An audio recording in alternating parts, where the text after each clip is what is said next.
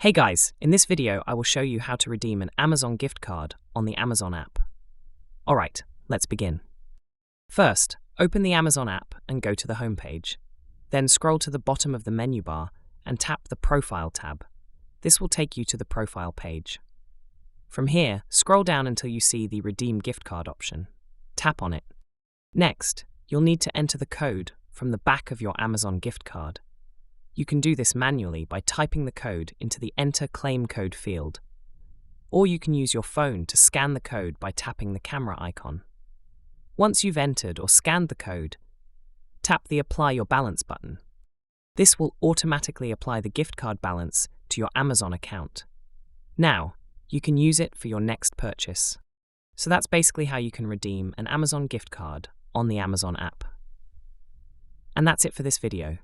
If you find this helpful, consider subscribing and giving this a big thumbs up. Thanks!